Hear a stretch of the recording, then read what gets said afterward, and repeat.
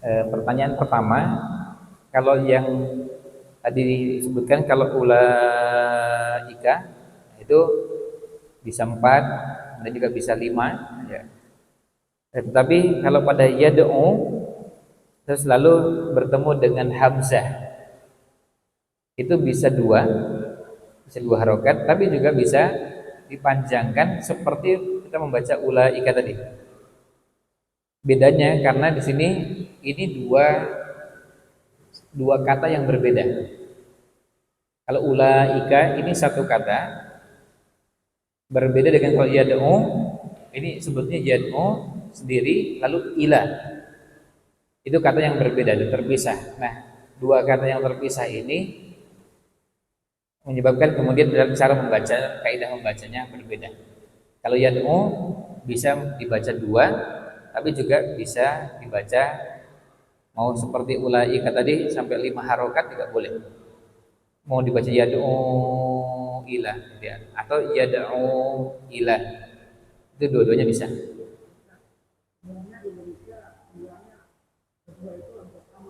Oh gitu. Hmm.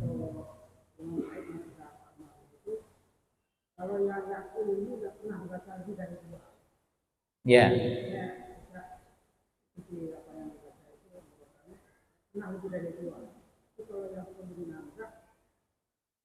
pasti panjang. Ya. Ya. Jadi eh, pada prinsipnya tadi kalau ya betul kalau itu kalau yang fenomena yang disampaikan tadi bisa jadi memang ada yang kita saksikan di negeri kita beberapa imam kurang panjangnya pada ulaikanya harusnya bisa diupayakan sampai 5 itu idealnya, tapi ada yang cuma dua dan itu tentu masih kurang ya, kurang panjang. Nah, tetapi sebaliknya yang tadi disampaikan bahwa kalau kebetulan banyak imam seperti Imam di Masjidil Haram yang membaca pada yad'u ila itu cuma dua harokat, memang itu boleh, tetapi tidak berarti bahwa itu satu-satunya cara membaca. Cuma yang sering, ya. Nah, yang penting itu sebenarnya begini. Yang penting eh, adalah konsisten. Setiap kali bertemu dengan hamzah seperti ini, apakah dipilih dua harokat? Maka kalau dua harokat berarti nanti ketemu lagi dua harokat lagi. Berarti dua harokat dan dua harokat begitu seterusnya. Atau kalau mau dibaca sampai 5 harokat misalnya, maka konsisten juga di tempat-tempat yang lain sama. Nah, kalau kalau yang jadi masalah kalau nggak konsisten, kadang pendek, ada yang cuma 2 harokat, kadang panjang bisa sampai 5 harokat. Nah, kalau yang terjadi seperti itu dia keliru. Ya, gitu ya. Kemudian yang kedua, kalau ada kepercayaan masuk ke musyrikin, karena bukan Yahudi, bukan Nasrani. Apa ya? Ya bisa macam-macam. Ya, karena mereka memilih untuk bukan Yahudi, bukan juga Nasrani. Ya, dengan entah agamanya ya macam-macam lah. Apa di kalau kalau Syiah itu bagian dari penyimpangan yang ada di tubuh umat Islam, bukan aliran kepercayaan. Tapi kalau yang aliran kepercayaan misalnya apa yang pernah heboh tuh, yang Empire, Hah? Oh ya itu, nah ya gitu. Jadi itu maksudnya ke situ. Kemudian ini pertanyaan, ada beberapa pertanyaan. Jika ada kasus ada orang tua beda agama kemudian mempunyai anak balita meninggal, proses pemakaman mengikuti agama siapa? Ya, ini sebetulnya jadi alasan kenapa seperti Imam Malik tadi, beliau tidak suka dengan pernikahan yang laki-lakinya Muslim, kemudian wanitanya dengan ahlul kitab. Salah satunya adalah karena ini. Ini salah satunya. Tentu banyak turunannya. Ya, misalnya pada saat sebelum anaknya wafat ketika dididik seperti apa? Kan begitu. Kalau istrinya muslimah, ya pasti diajarkan bacaan-bacaan zikir, doa, wirid, sholawat, atau bacaan Al-Fatihah, itu pasti harus diajarkan. Tapi kalau nggak beragama Islam, masuk ngajarin Al-Fatihah, mengajarkan sholat, mengajarkan wudhu, mengajarkan. Nah, itu ketika masih hidupnya, dan ketika nanti sudah wafat, terus didoakan apa? Semoga Tuhan memberkati atau rahimahullah. Nah, itu yang tadi disampaikan oleh Imam Malik. Jadi beliau makanya kemudian sampai kemudian pernah juga yang di dasar adalah ketika Umar bin Khattab radhiyallahu anhu mendapati ada sahabat yang menikahi wanita Nasraniyah. Lalu ditanya, terus orang itu tanya, ya Umar, apakah ini karena haram? Bukan, eh, karena khawatir, dan kekhawatiran itu sesuatu yang wajar. Sebab maksudnya dalam kehidupan rumah tangga, interaksi antara suami dengan istri itu kan dipengaruhi oleh keyakinan yang ada pada masing-masing. Kalau keyakinannya sama, kan enak menjalaninya, dan itu untuk jangka pendek, jangka menengah, dan jangka panjang. Orang akan mengatakan begini, tapi ada yang istrinya agamanya Nasrani, juga lepas sahur disiapkan makan sahurnya. Iya, disiapkan. Tapi kan kalau disiapkan begitu sama dengan kalau kita beli GoFood juga disiapkan kan gitu. Artinya kalau cuma disiapkan begitu kan sama dengan kalau kita pesan juga, tinggal tekan disiapkan. Nah, kan persoalannya bukan cuma itu, tapi ada nilai-nilai yang nggak ada, nggak didapatkan. Kan kalau misalnya istrinya muslimah akan mendampingi makan sahur, mulai dari bangunkan.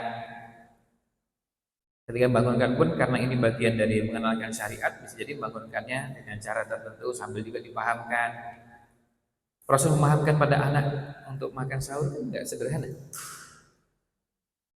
Bisa nggak yang beragama lain memahamkan itu? Sementara nilai-nilai itu kita miliki, di agama lain memang tidak ada. Kita nggak mempersoalkan syariat umat agama lain. Tapi kalau itu dalam rumah kita sendiri kan susah. Bukan cuma sahur, sholat, kemudian wudhu. Di agama lain nggak ada yang namanya toharoh. Di kita bahasan toharoh ketat sekali, rigid sekali. Membahas airnya, bahas pakaiannya, bahas ini embernya kena jilatan anjing, waduh. Membersihkannya, kalau di agama mereka nggak ada itu. Nggak ada kan, harus 7 kali, salah satunya pakai tanah. Nah, ini pakai mama lemon aja, atau pakai apalagi yang celing gitu langsung, nggak bisa, tetap nggak sah, karena nggak sah itu. Meskipun iklannya celing gitu ya, ya maaf tadi nyebut produknya, nggak, saya ralat ya, biar nggak mempromosikan gitu. Tapi intinya ada apa, meskipun di iklannya celing gitu dan langsung kinclong lagi, tetap nggak sah. Karena apa? Karena caranya bukan begitu. Kan toharoh itu berhubungan dengan kaifiyah, cara. Sekarang kalau kita wudhu, semua badan sudah basah, nyemplung ke kolam terus keluar lagi, sudah wudhu belum? Ya belum, meskipun basah semua, melebihi anggota wudhu. Karena basahnya basah bukan cuma sampai siku tangannya, ini sampai perutnya juga basah. Ya belum wudhu namanya. Karena apa? Wudhu itu ada urutannya. Itu nggak bisa dibalik kaki dulu baru kumur-kumur, nggak bisa. Nah, ada sekian banyak hal yang bukan cuma kaifiyah, bukan cuma cara, tapi juga keyakinan yang ada yang itu mempengaruhi caranya mengajarkan. Coba kalau kita mengajarkan anak makan dengan tangan kanan. Itu kan kalau kita yang beriman mengajarkannya karena apa? Keyakinan. Keyakinan memang tuntunannya begitu. Kalau dikerjakan dapat pahala. Kalau melanggar itu dosa. Maka dilakukan dengan cara apa? Kadang-kadang diajarkan, dikenalkan, dipahamkan, diceritakan, itu sampai tertanam. Nah, kira-kira kalau agamanya lain bisa nggak nanamkan itu? Itu masalahnya. Makanya ini juga jadi kalau prosesi pemakamannya mengikuti agama siapa, ya Kita bukan bicara tentang syariat, tapi realita di lapangan kadang-kadang bisa menimbulkan pertengkaran, dan kasus-kasus yang ada kan kita dapati ada yang sudah disolatkan lalu kemudian dibawa ke tempat yang lain juga dengan ritual karena istrinya dengan agama lain. Nah, sementara memang statusnya memang anak dari bapak dan ibu ini sudah disolatkan di masjid, lalu kemudian jenazahnya mampir dulu ke tempat ibadah agama lain karena ibunya memang agamanya. Dan di situ bisa menjadi pertengkaran yang kita dapati ceritanya bukan cuma sekali dua kali. Nah, ini yang jadi masalah. Kemudian tentang wanita ahli kitab tadi, bukankah kitab mereka sudah diubah oleh manusia? Apakah masih bisa dikatakan ahli kitab? Masih.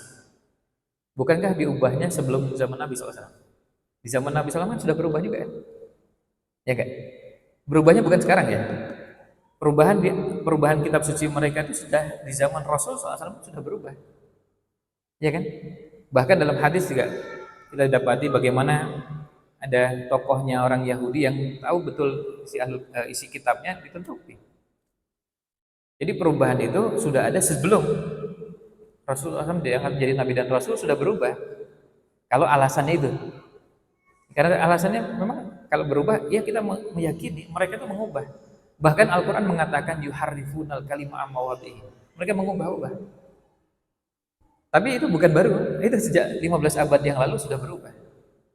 Ya persisnya perubahannya kapan? Ya tergantung ayatnya. Tapi yang jelas sudah berubah. Maka kalau dikatakan sudah berubah, sejak dulu juga sudah berubah. Nah, kemudian banyak wanita Nasrani yang dinikahi laki-laki Islam, kemudian pindah ke agama Islam, tapi tetap tidak sholat setelah sekian tahun menikah. Gimana hukumnya? Apakah termasuk zina? Apakah wanita seperti ini bisa dikatakan mu'alaf karena tetap tidak sholat? Ya, nah ini menjadi masalah. Enggak sholat itu masalah sangat serius sekali. Semua ulama sepakat itu masuk dosa besar. Disepakati di poin itu. Yang ada perbedaan kafir apa enggak? Yang begini ya kasusnya ya. Kalau nggak sholat satu sholat itu ketiduran itu beda ya. Atau kemudian lupa atau sebab yang lain, satu sholat ada yang terlewatkan atau bahkan ketiduran 2 waktu sholat, itu bukan. Ini bukan bahasan kita.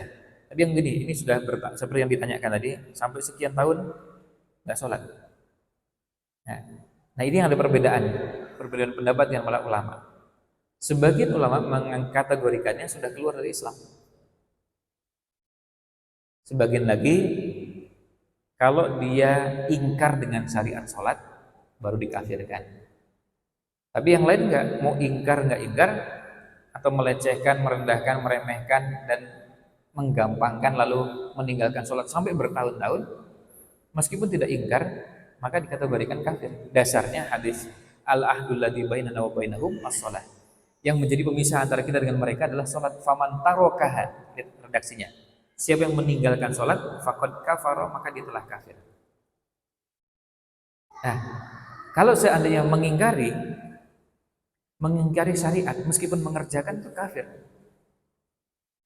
Mengingkari syariat, meskipun mengerjakan kafir. Orang misalnya mengingkari syariat hijab untuk wanita muslimah, tapi dia pakai jilbab, kafir. Meskipun pakai. Mengingkari syariat sholat, meskipun sholat, kafir. Mengingkari syariat puasa, meskipun puasa, kafir. Mengingkari syariat haji, meskipun berangkat haji, kalau perlu jadi pembimbing haji, tetap kafir. Karena itu nanti bahasannya kufur karena ingkar. Tapi ada kufur karena tidak mengerjakan. Nah, khusus untuk sholat itu seperti itu. Beda dengan kalau orang nggak mengerjakan kewajiban yang lain. Itu nggak serta-merta dikafirkan karena nggak ada dalilnya. Kalau untuk sholat ada dalilnya. Orang misalnya mampu haji, tapi nggak berangkat haji, kafir nggak? Orang mampu zakat, tapi nggak berzakat, kafir nggak? Orang mampu bersedekah, tapi nggak bersedekah. Orang mampu atau melihat, silakan cari syariat Islam yang begitu banyak, cari yang wajib-wajib yang di luar rukun Islam. Kalau sampai meninggalkannya gimana? Kalau tidak ada dalil yang mengkafirkannya maka nggak dikafirkan. Nah, sementara sholat ada. Faman tarokaha, siapa yang meninggalkan sholat, faqad kafara, maka dia telah kafir. Gitu, Allah alam. Bagaimana jika pasangan kita awalnya bukan muslim lalu menjadi mu'alaf karena menikahi saya? Bagaimana cara saya sebagai istri menjaga iman suami saya agar tetap menjadi muslim sejati? Yang diajak pengajian. Ya. Diajak pengajian ya, supaya pemahamannya terus meningkat. Tentu itu bukan satu-satunya cara, tapi satu cara yang bisa dilakukan diajak pengajian. Yang kedua didoakan juga. Didoakan tanpa sepengetahuan yang bersangkutan. Pas waktu-waktu mustajab doakan supaya yang bersangkutan mungkin tetap istiqomah dalam keimanan. Pertanyaan terakhir, tahun lalu saya hamil dan saat bulan Ramadan tidak berpuasa karena khawatir terhadap diri sendiri dan bayi. Saat itu mencoba puasa dan drop setelah berpuasa. Sampai saat ini saya masih belum mengqadha puasa Ramadan tersebut karena masih menyusui. Pertanyaannya, apakah diperbolehkan untuk berpuasa Ramadan tahun ini? Jika sanggup, namun belum menyelesaikan qadha puasa tahun lalu. Yang kedua, apakah boleh mengqadha puasa saat fase menyusui selesai? Gini, untuk masalah wanita hamil dan wanita menyusui memang ada dua pendapat yang berkembang yang para ulama. Ini pendapat garis besarnya. Ada yang membaginya menjadi tiga. Ada yang berpendapat bahwa yang bersangkutan membayar fidyah. Yang kedua membayar puasa, mengqadha puasa. Lalu ada yang ketiga yang merinci. Kalau khawatir terhadap dirinya itu sama dengan orang sakit, berarti mengqadha. Kalau khawatir terhadap bayinya maka bayar fidyah. Ada tentu pendapat-pendapat yang lain. Tapi secara garis besar sebetulnya ada yang membaginya cuma dua, ada yang membagi tiga. Nah, tetapi dari pilihan pendapat itu kemudian nanti akan punya resiko dan turunannya. Kalau yang bayar fidyah kan tentu langsung selesai. Kalau milih pendapat fidyah, ya langsung dibayarkan aja, langsung selesai kan gitu. Berapa hari? 30 hari, bayar 30 hari selesai. Artinya nggak ada risiko apa-apa. Tapi kalau memilih mengqadha, maka apa yang terjadi? Berarti mengqadhanya ketika sudah mampu. Kalau seandainya seperti yang ditanyakan ini, tahun lalu hamil, tahun ini menyusui, tahun depan hamil lagi, terus tahun berikutnya menyusui lagi, terus tahun berikutnya hamil lagi, terus tahun berikutnya menyusui lagi, tahun berikutnya hamil lagi, terus tahun berikutnya menyusui lagi. Sampai berapa Bu ini? Kan kalau misalnya produktif per tahun gitu, per 2 tahun ya jadinya. Jadi hamil, nyusui, hamil, nyusui, hamil, nyusui. Jadi begitu hamil, ya nyusui anak kira-kira hampir 2 tahun, haula ini, kamila ini 2 tahun, terus hamil lagi, nyusui lagi, hamil lagi. Jadi kalau anaknya 5, kan paling nggak 10 tahun kan tadi. Terus gimana? Saya Utsaimin sudah memberikan penjelasan. Yang memilih pendapat mengqadha, maka mengqadhanya kapan? Ya nanti setelah selesai itu semua.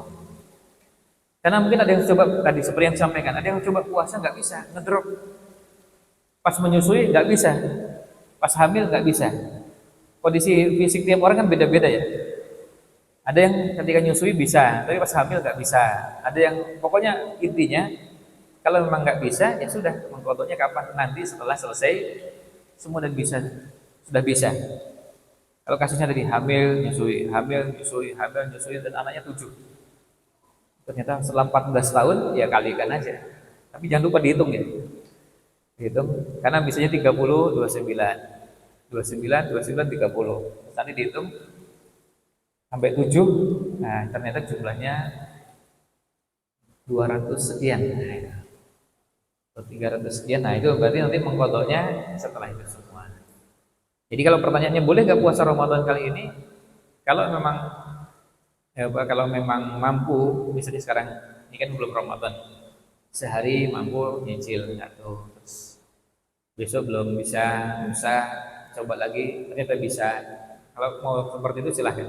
Tapi kalau memang betul-betul nggak bisa, bahkan Ramadan kali ini pun nggak bisa, ya nggak apa-apa. Nanti tunggu sampai selesai tadi. Selesai hamil, nyusui hamil, jadi humal hamil berkali-kali nggak apa-apa. Ya. Kan boleh itu maksudnya humal humal hamil. Maksudnya hamil-hamil. Ini pinjam istilahnya kepala BKKBN ini.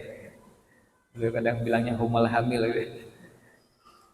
Ya, kalau humal hamil seperti itu, terus kemudian hamil nyusui, hamil nyusui, hamil nyusui, sampai bertahun-tahun, maka mengkodoknya setelah selesai itu.